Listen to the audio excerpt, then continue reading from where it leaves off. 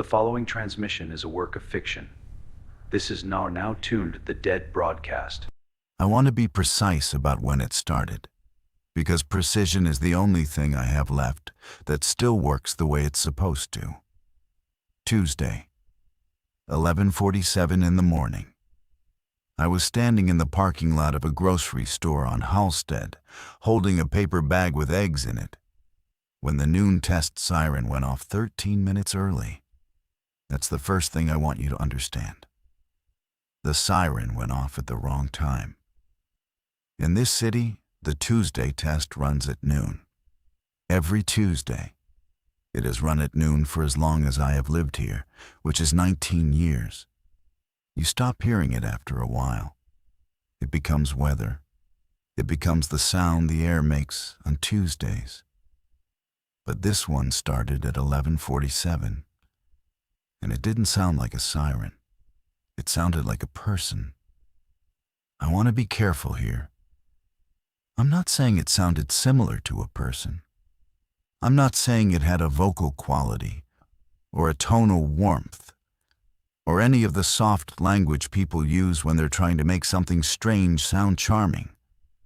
I'm saying that when the tone began, that it was the unmistakable sound of a human throat. A woman, mid-range, sustained. No vibrato, no breath intake. Just one long, even vowel pouring out of the speakers mounted on the pole above the parking lot, the way a siren would, at the volume a siren would, with the carry and the bend that a siren has when it rolls across asphalt. People stopped walking. A man with a stroller froze in the crosswalk. A woman near me lowered her phone. The tone held for 9 seconds. Then it cut. No second tone, no all clear, just the eggs in my hand, and the question already forming in everyone's face at the same time. We had all heard it, and we had all heard the same thing. The first thing I did was call my sister. She works the dispatch desk for the county's non-emergency line, which is not the same as 911 but sits in the same building, 3 doors down a hallway from the people who would know if a siren had malfunctioned. I figured she'd laugh at me. I figured she'd say, "Yeah, we got a glitch. Somebody hit the wrong button. Go finish your shopping." She didn't laugh. She said, "Hold on." And then she didn't come back for 4 minutes. When she did, her voice was lower than usual. Not afraid, just careful. The way she gets careful when something at work has stopped being routine. She said, "Where are you right now?" I told her. She said, "Did you hear it too?" I said, "Yes." She said, "Everyone is calling. Every line, every district. People are saying the siren made a sound." I told her it sounded like a woman. There was a pause on her end, a long one. I could hear the room behind her, the murmur of other dispatchers, a printer somewhere, a chair rolling. She said, "That's what they're all saying." I asked her what she meant by all. She said, "All of them, every caller, from every neighborhood. They're describing the same voice." I stood in the parking lot with the eggs getting warm against my palm, and I asked her the question that I have been asking, in one form or another, ever since. I said, "How can a siren sound like a person?" She said she didn't know. She said she had to go. She said she would call me back when her shift ended at 7. She didn't call me back at 7. By 2 in the afternoon, the city had a statement.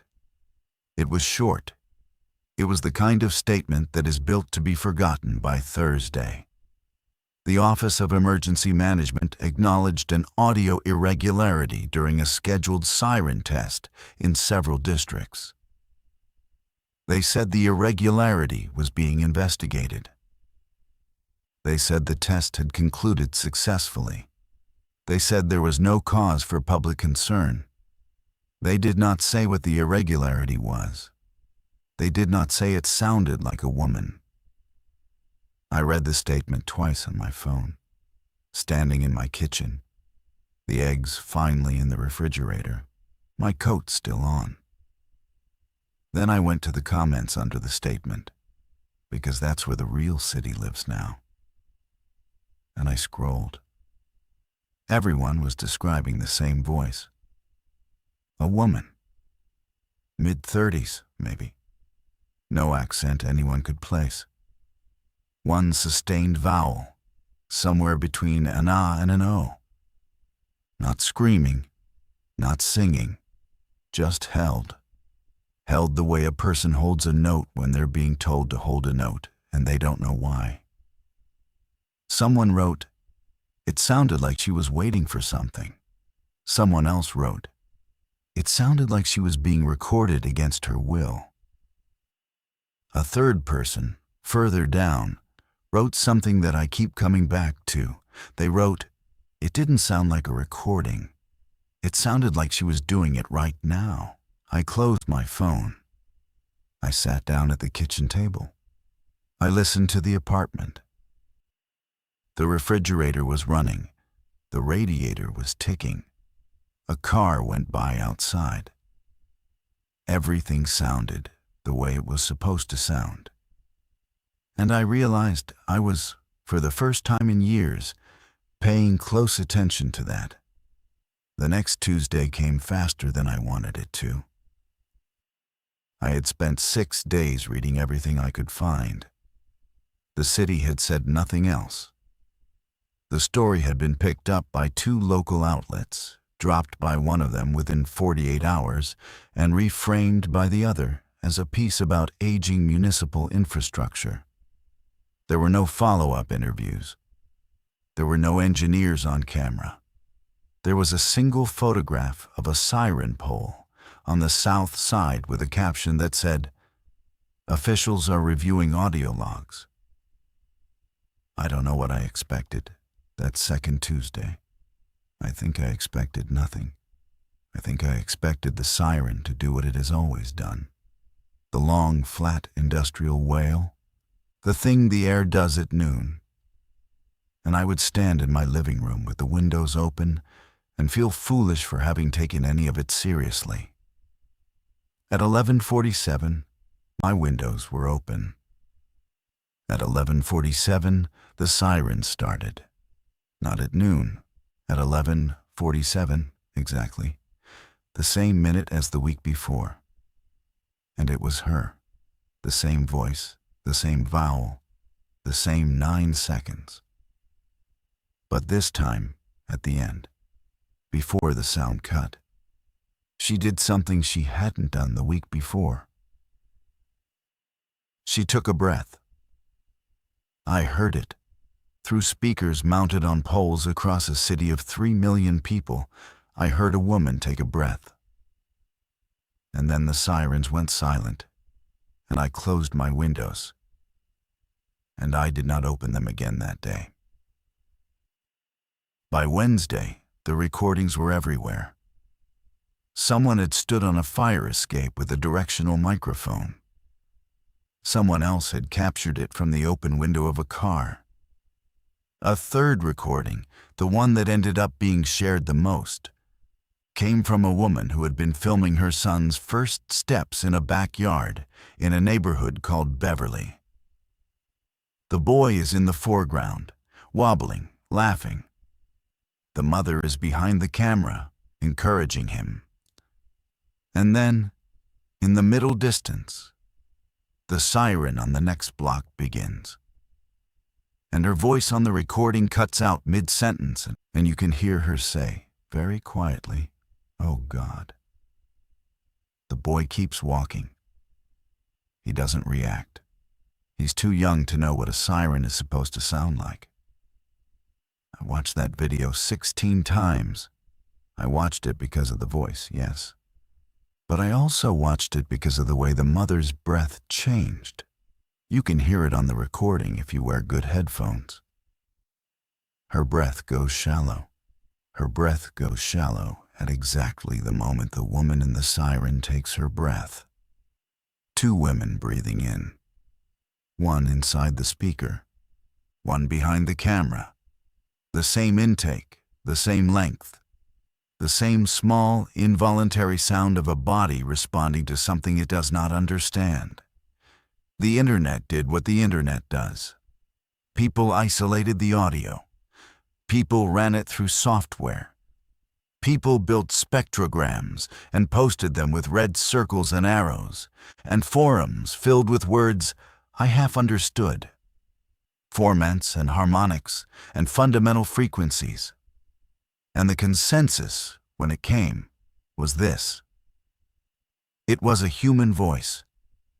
Not synthesized, not processed, not a recording of a voice played through a tone generator.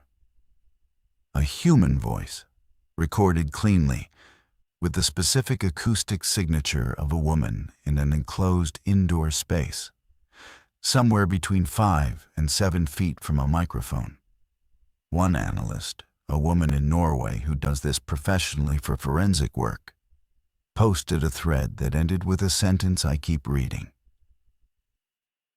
She wrote, "Wherever this woman is, she is in a small room. The walls are close to her. There is carpet on the floor. There is no echo. She is not in a studio. She is in someone's house." My sister called me on Thursday night. She didn't say hello. She said, "I'm not at work." I asked her where she was. She said, "I'm in my car. I'm parked. I'm fine. I just don't want to be in the building." I waited. She said, "They brought in people. From outside. I don't know who. They came in on Wednesday morning, and they took over the back conference room, and nobody is allowed to go in there without an escort. The supervisor told us not to talk to the press. The supervisor told us not to talk to each other about it. The supervisor told us not to talk to family." I said, "You're talking to me." She said, "Yes, I am." She told me what the calls had been like that week. She told me people had stopped calling about the siren itself and started calling about other things. A man on the north side had called to say his microwave had made the same sound when he opened it. A woman in a suburb had called to say her car's backup alert had said the same vowel in the same voice when she put the car in reverse. A nurse had called from a hospital to say a patient's heart monitor had, for a single sustained second, made the noise instead of beeping. The voice was leaving the sirens. The voice was getting into other things. My sister said, "I think she's looking for something." I asked her what she meant. She said she didn't know. She said it was just a feeling she'd had since Tuesday. She said when she heard the recordings, she felt the way you feel when a stranger is trying to read your address over your shoulder. She said she had to go. She said she'd call again. She didn't. By the weekend, the pattern was undeniable. The voice was not confined to sirens anymore. It was showing up in any device that produced an alert tone. Smoke detectors, carbon monoxide alarms. The chime an elevator makes when it reaches a floor. The 4-tone signature a hospital pages its doctors with. The little ascending arpeggio a phone plays when it boots up. It was not happening to every device. It was happening to roughly 1 in 9, according to a crowdsourced map a graduate student in Toronto had built. The map updated in real time. Pins blooming across North America, then across the Atlantic, then through Western Europe, then into Asia. By Sunday evening, there were pins in every continent except Antarctica. The voice was always the same woman, always the same vowel, always 9 seconds, give or take a half a second, with a breath at the end. Engineers tried to explain it. I read their explanations. I do not have the technical background to evaluate them, but I have the general human ability to notice when a person is reaching. They were reaching. They talked about firmware updates and shared code bases and rogue audio files in common manufacturing supply chains. They talked about it the way people talk when they have rehearsed an answer and are afraid of the silence that would follow if they stopped talking. None of their explanations accounted for the breath. A recording is a recording. A recording does not get tired. A recording does not adjust its breathing between performances. The breath at the end of the vowel was different in every device, on every continent. A little deeper at midnight in Hamburg, a little shallower in the morning in Seoul, slightly catching just once on a Tuesday afternoon in Mexico City, the way a person's breath catches when they have been holding still for too long. She was breathing in time zones. She was breathing in real time, and whoever she was still in the small room with the carpet. I argued with my neighbor on Sunday night. I shouldn't call it an argument. He is a quiet man, retired, a former machinist who lives in the apartment across the hall from mine. And he does not argue. He listens and he nods.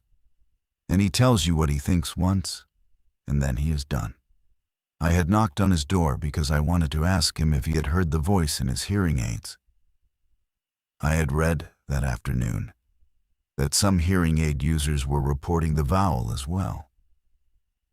He invited me in. He made tea. He sat me at his kitchen table. He said, "I haven't heard her in the aids, but I heard her this morning." I asked where. He said, "In the kettle, when the water boiled." He didn't say it dramatically. He said it the way he says everything, which is the way a man says something he has already accepted. I asked him if it scared him. He said, "No, it made me feel sorry for her." I asked him why. He looked at me for a long time. He has very pale eyes. He said, "Because she's trying to tell us something, and she only has one sound to do it with." I sat with that. I drank the tea. He said, "Whoever she is, she's been trying for a long time, longer than this week." I asked him what he meant. He shook his head. He said he didn't want to say. He said he would sound foolish. He never did say. He died on Tuesday. The next Tuesday, I was at his funeral when the sirens went off. He had died in his sleep, peacefully, the way the kind ones go. The service was small. A daughter, a few neighbors, me. The funeral home had a small chapel with high ceilings and a sound system playing low instrumental music when we arrived. At 11:47, the music stopped. The siren outside the building started. Then the speakers inside the chapel joined it. Not the same volume, just the same voice. The vowel filled the room from above, from the small recessed tan speakers in the ceiling, and from outside, through the walls. And the daughter, who had been crying quietly, stopped crying and looked up. For 9 seconds, my neighbor's funeral was held inside a woman's voice. And then, at the end, she breathed in. And she held the breath. She held it longer than she had ever held it before. 2 seconds. 3, 4. The chapel was completely silent. The music did not come back on. The siren outside had stopped. But she was still there, in the ceiling speakers, holding her breath. And then, very quietly, on the exhale, she said a word. It was the first word she had ever said. I'm going to write it here exactly the way I heard it, because I want you to understand that I am not making this up. And I'm not embellishing. And I'm not being literary. She said, please, one word, on the exhale. Soft enough that I might have imagined it, except that the daughter heard it too. And so did the funeral director. And so did everyone in the chapel. She said, please, and then she was gone. By Wednesday morning, the word had been heard everywhere. Not in every device, not in every siren, but in enough of them, on enough recordings, in enough languages of listener, that there was no longer any debate about what she had said. Please, in English, with an American inflection, soft on the L, the way a person says it when they are very tired and they have been asking for something for a long time. The news could no longer pretend this was an infrastructure story. A press conference was called at the federal level. I watched it on my laptop. A woman from an agency I had never heard of stood at a podium, and she said carefully chosen things in a careful voice. And at no point did she use the word voice, or the word woman, or the word please. She used the word anomaly. She used the phrase audio contamination event. She used the construction we are working with international partners to identify the source. A reporter in the second row raised his hand and asked the question we all wanted asked. He said, "Are you searching for a person?" The woman at the podium hesitated. She said, "We are exploring all possibilities." That was the moment, I think, when the city changed. Not when the sirens first sounded, not when the vowel was heard, not even when the word came. It was that hesitation, that small, careful pause, that told 3 million of us at once that the people in charge had also concluded, quietly, behind closed doors, that there was a woman somewhere, and she was alive, and she was asking for help, and they did not know where she was. That night, the streets felt different. People walked more slowly. They listened more. When an elevator chimed in my building's lobby, 3 of us turned our heads at the same time before we could stop ourselves. When a microwave finished in the apartment above mine, I heard it through the ceiling. And I held my breath. And so did whoever was up there, because for a long second, neither of us moved. The whole city was listening for her. The theories arrived the way theories always arrive, which is too many at once and none of them sufficient.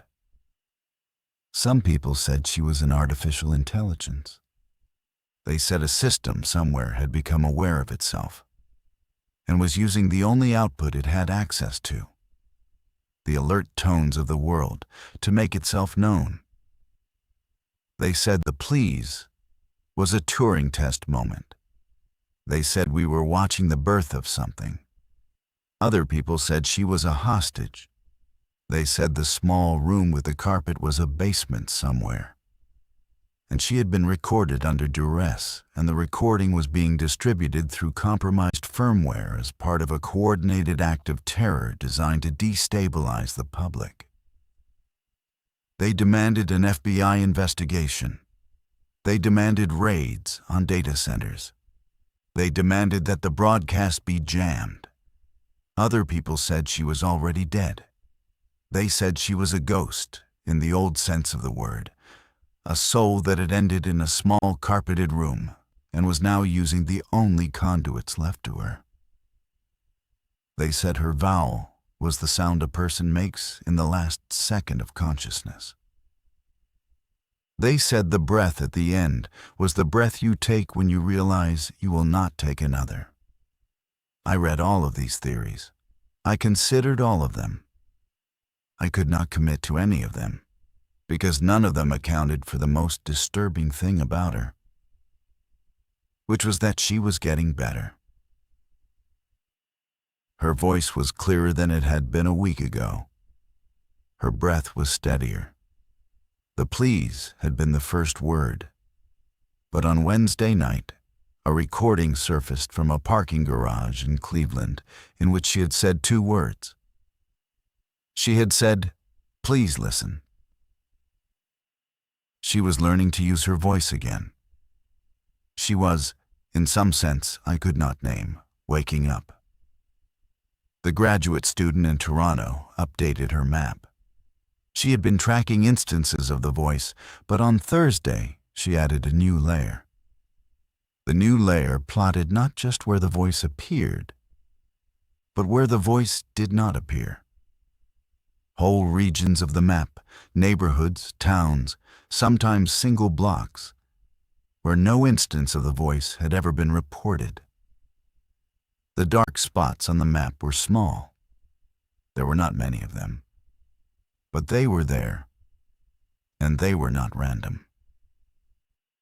They formed a ring, a wide, uneven, but recognizable ring, roughly 70 miles across, centered on a stretch of farmland in the middle of Pennsylvania. Inside the ring, nothing. Outside the ring, the voice everywhere, in every device that could carry her. But inside the ring, no sirens had played her vowel. No microwaves had spoken. No elevators had chimed her pleas. Inside the ring, she was silent. The graduate student posted the map at 4 in the afternoon. By 6, the map had been shared in every major language. By 8, the federal agency that had held the press conference released a statement saying that speculation about geographic patterns is unhelpful and unverified. By 10, the road into the dark zone had been closed.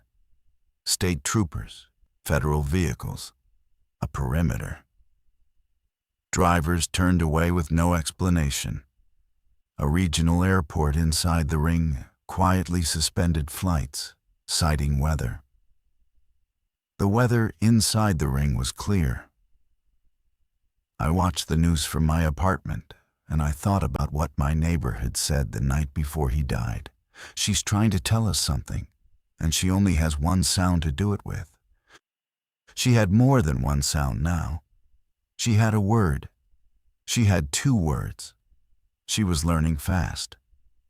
And the people who were supposed to be helping her had closed the road and pretended it was about weather.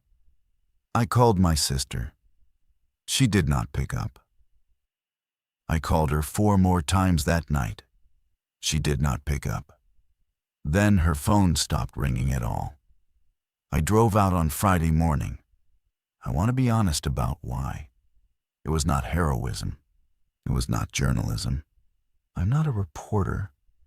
I work in adjuster's claims for a mid-sized insurance company, and the most dangerous thing I usually do in a given week is parallel park. I drove out because my sister was not answering her phone, and because the agency that had held the press conference had said the words, "We are exploring all possibilities," and because I had begun to suspect that one of the possibilities they were exploring was leaving the woman in the carpeted room exactly where she was. I drove west on the interstate. The radio worked, at first. National news. A panel of experts.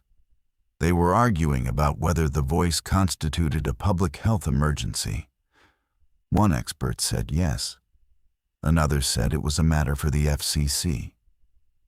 A third said quietly that whatever it was not going away, and the country had to begin to consider what it meant to live inside it. About 90 miles out, the radio began to drift. Not static, drift. The expert voices stretched, slowed, found their footing, slowed again. Then, between stations, in the empty space where a signal should have been, I heard her. She said, "Please listen." I pulled over. I sat on the shoulder of the interstate for 20 minutes, with the engine running, and I waited to see if she would say anything else. She did not. The radio recovered. The experts came back. I drove on. At the edge of the ring, the road was closed. There was a state trooper's vehicle blocking the lane. There was a flare. There was a sign that said, "Road closed, detour." I rolled down my window. The trooper came to the car. He was young. He looked tired. He said, "You can't go through." I asked him why. He said, "Weather." I looked past him at the road.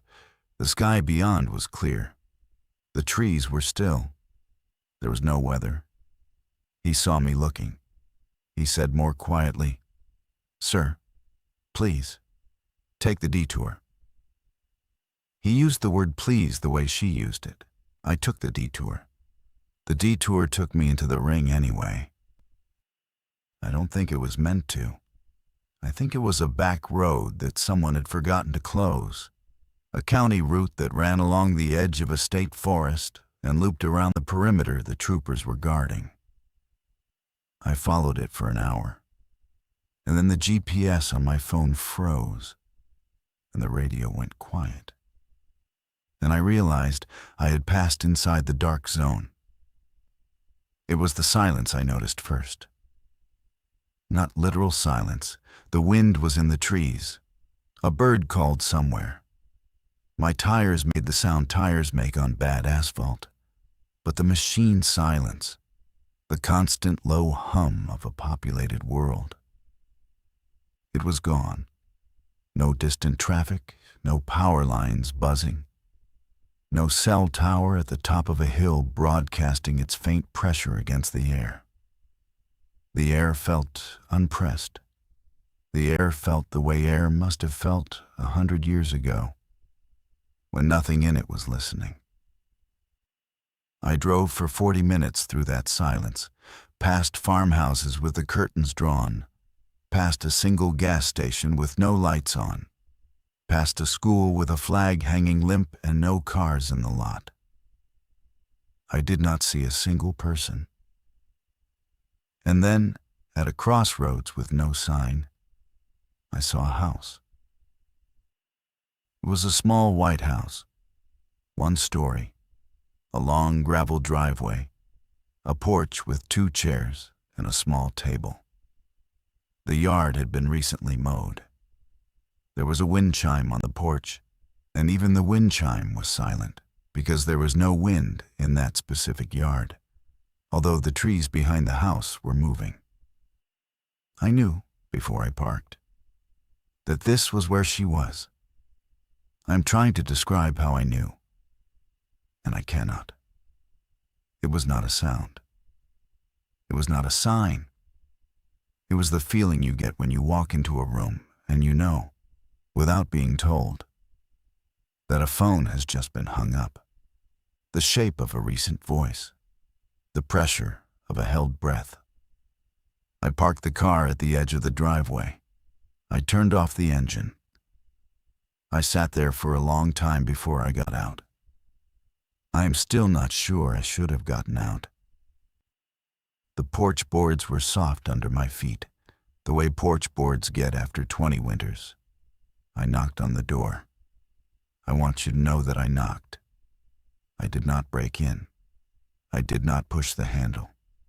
I stood on the porch and I knocked the way a person knocks, who has driven a long way and is not sure they are welcome.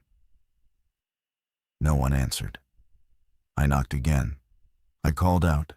I said hello. I said, "Is anyone home?" I said I came because of the voice. which is a sentence I never imagined I would say out loud. The door was not locked. I know this because on the third knock, my knuckles pushed it open by half an inch. It had not been latched. It had been resting against the frame. I stood there with the door cracked, and I looked through the gap, and I saw a hallway. A small hallway with carpet on the floor. The carpet was beige. It had been recently vacuumed. There were no shoes by the door. There was a small table with a bowl on it, and in the bowl there were keys and a wallet and a pair of reading glasses folded neatly with the lenses down. A house someone had stepped out of, expecting to come back. I called out again. Nothing. I pushed the door open. The air inside was still, not stale, just still.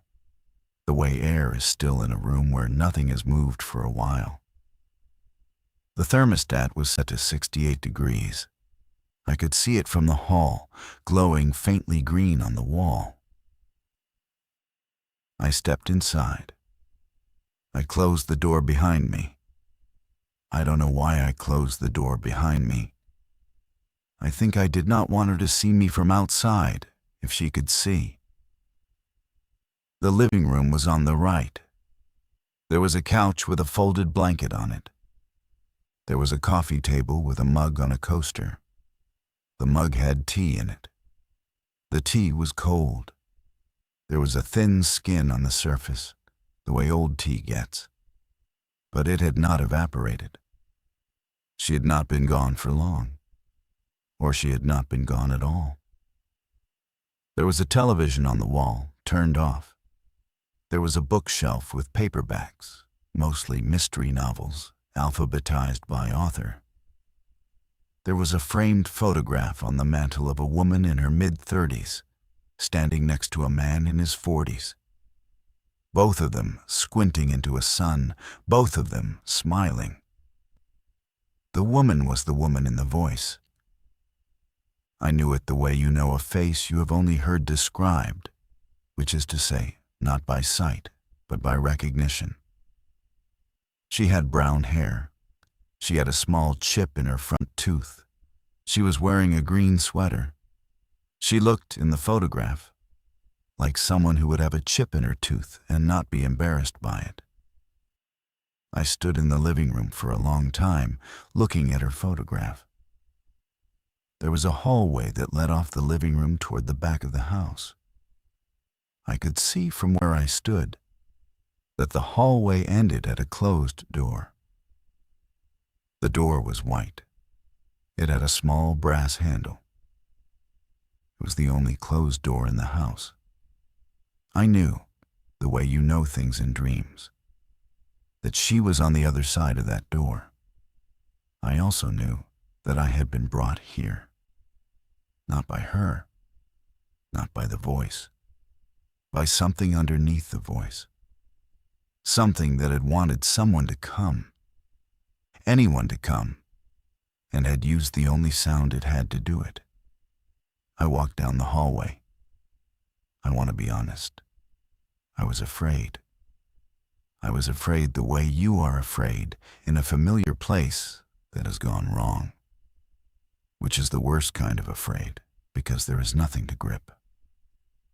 The hallway was normal. The carpet was clean.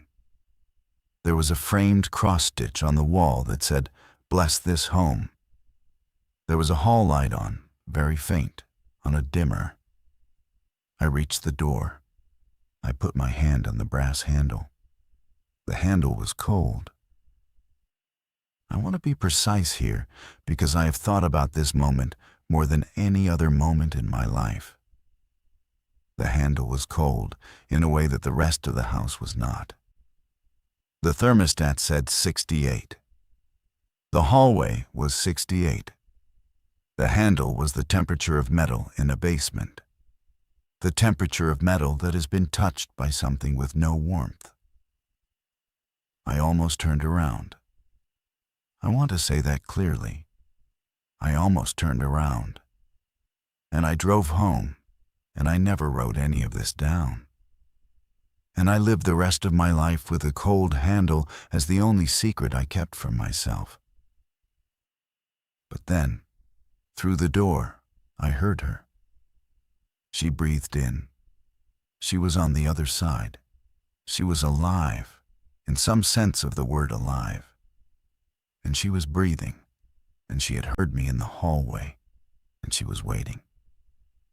I turned the handle. The door opened inward. The room on the other side was small.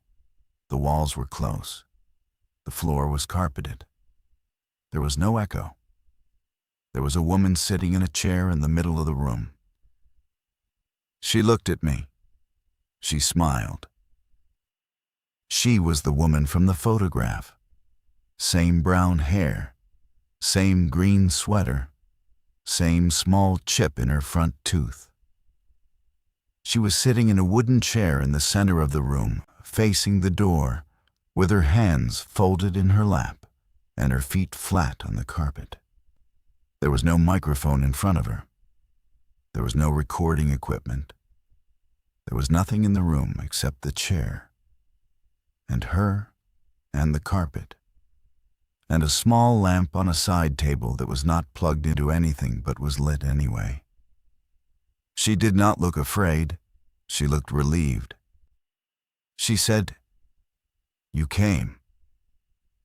Her voice was the voice, the same voice, now connected to a face, now connected to a body, now coming out of a throat that was 3 feet in front of me, in a small room, in a small house, in the middle of a ring of silence.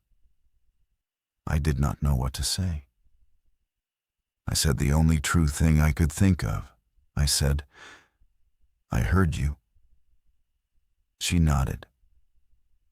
She closed her eyes for a moment, the way a person closes their eyes when they have been holding something heavy and have finally been allowed to set it down. She said, "I have been asking for a long time." I asked her how long.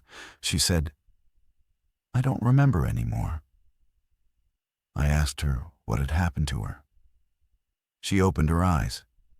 She looked at me, and her eyes were the eyes in the photograph.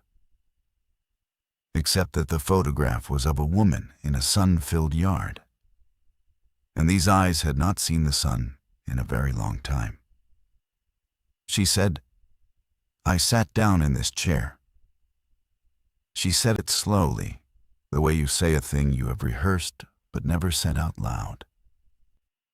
She said, "I sat down in this chair, and I could not get up, and no one came, and no one came, and no one came. And then I started to make a sound, because it was the only thing I could still do." She paused. She said, "And the sound went out." I asked her if she wanted me to call someone. I had my phone in my pocket. I knew, even as I asked, that my phone had no signal inside the ring. I asked anyway, because it was the question a normal person asks in a normal house when they find a person who needs help. She shook her head. She said, "There is no one to call. The people who would come are the people who close the road." I did not understand. I told her I did not understand. She said, "They have known I was here for a long time. They have known. They closed the road so that no one else would come. They closed the road so that the sound would stop reaching people." I asked her who they were. She smiled, very faintly. It was not a happy smile. It was the smile of someone who has had a long time to think about a question and has not arrived at a satisfying answer. She said, "I don't know their names. I only know what they want." I asked her what they wanted. She said, "They want me to stop." She looked down at her hands. They were folded neatly in her lap, They had not moved the whole time I'd been in the room. I realized, with a slow, cold turn of understanding, that they had not moved because she could not move them. She said, "I cannot stand up. I have not been able to stand up for a long time. I do not know if I'm still here in the way you are here, but I am here enough to make the sound, and the sound has been going out. And now you have come." She lifted her eyes to mine. She said, "I would like you to do something for me." I waited. She said, "I would like you to open the window." I had not noticed, until then, that there was a window in the room. There was a window in the wall behind her chair. I had missed it when I came in. The curtain was drawn. The curtain was the same color as the wall, a soft beige, and it hung from a rod that was set flush against the ceiling, so that the seam between curtain and wall was almost invisible. The curtain did not move. There was no draft in the room. I walked around her chair. She did not turn to watch me. She could not. Her hands stayed in her lap. Her feet stayed flat. Her eyes were fixed on the doorway, where I'd been standing a moment before, and they did not follow me as I passed. I stopped in front of the window. I put my hand on the curtain. She said behind me, very quietly, "Thank you." I asked her, without turning, what would happen when I opened it. She said, "I don't know. I have never seen what is on the other side. I only know that for a long time I have wanted it open, and I have not been able to reach it." I asked her if it was dangerous. She did not answer for a long moment. Then she said, "It might be. I am not sure I am the right person to ask. I have been in this chair for longer than I have been anything else. I no longer know what is dangerous and what is only different." I stood there with my hand on the curtain. I thought about my sister. I thought about my neighbor with the pale eyes. I thought about the boy in the backyard, taking his first steps, while his mother whispered, "Oh God," into her phone. I thought about the trooper at the road, his tired face, his use of the word, "please." I pulled the curtain back. The window was bricked over. The bricks were old, red, mortared cleanly, the way a careful person bricks something they do not want anyone to undo. The bricks filled the window frame from edge to edge, top to bottom, and they had been there long enough that a fine layer of dust had settled into the mortar lines. There was no glass behind them. There was no frame. There was just the brick wall, sealing whatever had once been a window. I stood there for a long time. "Behind me," she said, "what do you see?" I almost did not answer. I almost lied. I almost told her there was light and trees and a yard with a wind chime that was not moving, because I thought the truth might hurt her. Then I remembered that she had been in the chair longer than she had been anything else. She had earned the truth. I said, "It's bricked up." She did not react at first. Then she said, "Oh." That was all. Oh. One small sound. The shape of an understanding settling into a person who has been preparing for it for a long time without admitting it to themselves. She said, "I think I knew." I asked her how long it had been bricked. She said, "I don't know. I think it was bricked before I came here." I asked her what she meant by "came here." She did not answer. I turned around. She was still in the chair. She was still facing the door. Her hands were still in her lap. But something had changed in her face. The relief was gone. In its place was something quieter and older, an expression I'd seen once before, on my neighbor, on the night before he died. It was the expression of a person who has finally been told. She began to talk. She talked the way a person talks when they have not used full sentences in a long time. Slowly, carefully, finding each word the way you find a step on a dark staircase. She did not look at me while she spoke. She looked at the doorway. She said she had been a woman. She said she remembered being a woman, in the way you remember a dream after you have been awake for a few minutes. Which is to say, she remembered the shape of it, but not the substance. She said she remembered a husband, the man in the photograph. She said his name was a name, but she could not say it anymore, because she had not said it in too long, and the muscles in her mouth had forgotten that particular arrangement. She said she remembered sitting down in the chair. She said the chair had been new then. The carpet had been new. The room had been a sewing room. She had a sewing machine on the table where the lamp was now. And she had been making something, she could not remember what. And she had sat down to rest, and she had not gotten up. She said her husband had come home. She remembered his voice in the hallway. She remembered him calling her name. She remembered him opening the door. She remembered him standing in the doorway. And she remembered him looking at her in the chair. And she remembered the expression on his face when he understood. She said he had closed the door. She said he had not opened it again. She said she did not know how long ago that had been. She said she thought it had been a long time, because the carpet had been replaced once.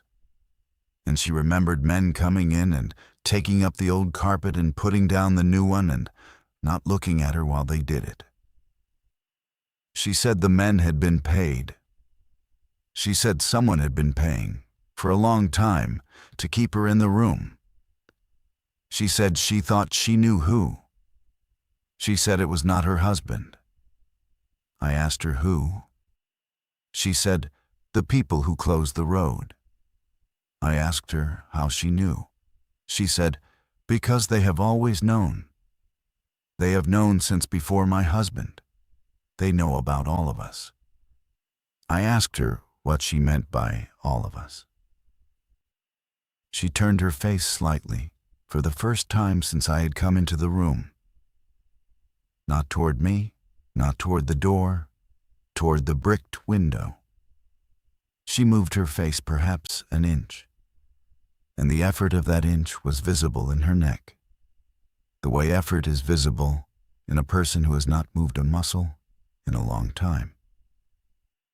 She said, there are others, in other rooms, in other houses, all over the country, all over the world. She said, we are not common, but there are enough of us that they have a name for us. I do not know the name. I only know that when the men came to change the carpet, one of them said it. He said it the way you say a job you do not like. She said, we are kept because the sound is useful. They learned, a long time ago, that the sound we make can travel. They learned how to put it into things. They have been using it for a long time. They have been using me for a long time. I think I have been in many machines. She paused. She said, I think you have heard me before. Before this week. I think you heard me when you were a child, and you did not know it was a voice. She said, I am sorry. I stood in the room with her for a long time after that. I did not know what to do. I am writing this honestly. I am not a person who knows what to do with information like that. I am a claims adjuster. I am a man who buys eggs on Tuesdays. The largest emergencies in my life have been water damage and the occasional totaled sedan. I asked her if there was anything I could do. She thought about it. She thought about it for a long time. She said, yes. She said, I would like to make the sound one more time, without them taking it, without them putting it in anything. I would like to make it for you, and I would like you to listen to it. And then I would like you to go home, and I would like you to tell people I was here. Not the men who closed the road, the ordinary people, the ones who heard me and felt sorry. Tell them what they heard. Tell them my name was... She stopped. She tried again. She could not say her name. The muscles had forgotten. The arrangement was gone. She closed her eyes. She said, tell them I was a person. That is enough. I said I would. She breathed in. She made the sound. It was the vowel. The same vowel that had come out of the Siren on Halstead 3 weeks before, when I was standing in a parking lot with eggs in my hand and the world still made sense. The same 9 seconds. The same held ah-oh, neither one nor the other. But this time, it was just for me. It did not go out into the speakers. It did not bend across the asphalt of a city. It filled the small room with a carpet, and it filled my chest. And when it ended, she did not breathe in again. She did not breathe in again. I do not remember leaving the house. I remember closing the door to the small room. I remember standing in the hallway. I remember the cross-stitch on the wall that said, "Bless this home." And I remember thinking that whoever had stitched it had done a careful job, and that careful work survives the people who do it. I remember the keys and the wallet in the bowl by the front door. I remember leaving them where they were. I remember thinking that they were not mine to take. I remember the porch. I remember the wind chime. I remember that as I stepped down off the porch, the wind chime moved for the first time, very slightly, in a breeze that had not been there a moment before. I remember getting into my car. I remember the engine starting. I remember driving back the way I had come, past the school with the limp flag, past the gas station, past the farmhouses with their drawn curtains. I remember that, at the edge of the ring, the road was open. There was no trooper. There was no flare. There was no sign that said road closed. There was just road. I drove home. When I got home, my phone had 34 missed calls. None of them were from my sister. I sat in my apartment, and I waited for the sound to come back. It did not come back. The voice was gone, not from my apartment, from the world. The sirens, the next Tuesday, went off at noon. They made the sound a siren makes, the long, flat, industrial wail. They did not make her sound. They did not say please. They did not breathe. The microwaves were microwaves again. The elevators chimed normally. The smoke detectors beeped. The hospital pagers paged. The graduate student in Toronto stopped updating her map. The federal agency stopped holding press conferences. The road into the ring was reopened. The county route I had taken was paved over within a month, which I noticed because I drove out to check. And the asphalt was so new that my tires hissed on it. The house was not there. I'm writing that as plainly as I can. I drove to the crossroads with no sign, and the crossroads was there, and the trees were there, and the silence inside the ring was still there, just slightly, the way the smell of a fire is still there, in a room a week after the candle has been blown out. But the house was not. The yard was a field. The driveway was grass. The wind chime was nowhere. I stood in the field for a long time. The field did not say anything to me. I drove home. My sister came home 3 weeks later. She would not tell me where she had been. She would not tell me what she had seen. She would not say the words audio contamination event, or anomaly, or exploring all possibilities. She would not talk about the back conference room or the people who had been brought in from outside. She had lost 11 pounds. Her hair had gone gray at the temples. She was 34 years old. She came to my apartment on a Sunday afternoon. She sat at my kitchen table. She drank a glass of water very slowly, the way you drink water when your throat has forgotten how. I asked her if she was all right. She said, "I signed something." I asked her what. She said, "I can't tell you what." We sat in silence for a while. Then she said very quietly, "There were a lot of houses, more than I thought. They are closing them." I asked her what closing meant. She looked at me. She had our father's eyes. He had been gone for 15 years. She looked at me with his eyes, and she said, "I think they are letting the rooms go quiet." That was all she said. She finished her water. She went home. I hear her sometimes, not in the sirens. The sirens are clean. The sirens are sirens. I hear her in small places, in private places, in moments when no one else is listening. I hear her in the second before my kettle whistles. I hear her in the half instant before my alarm clock goes off in the morning. I hear her in the pause between the ring of a phone and the voice of the person who has answered it. She is very quiet now. She is not asking for anything.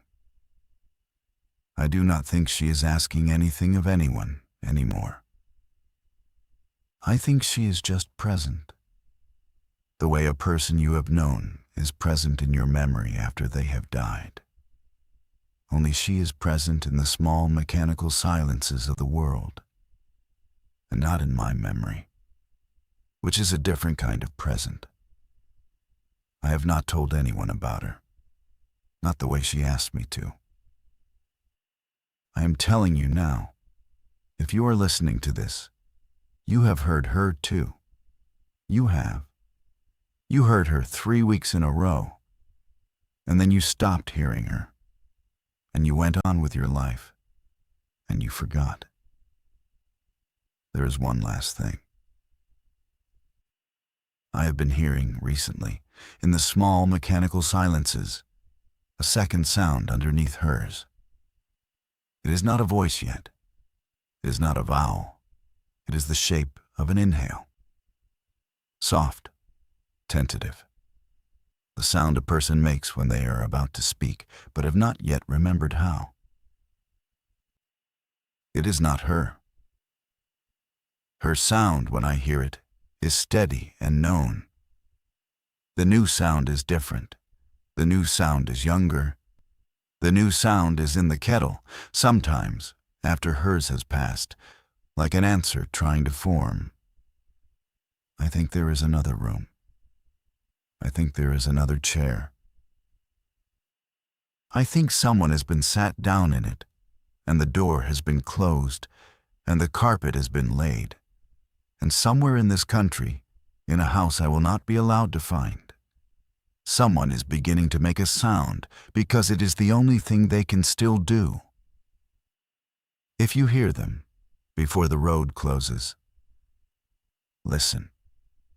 Tell someone they were a person. That is enough. That is all there is.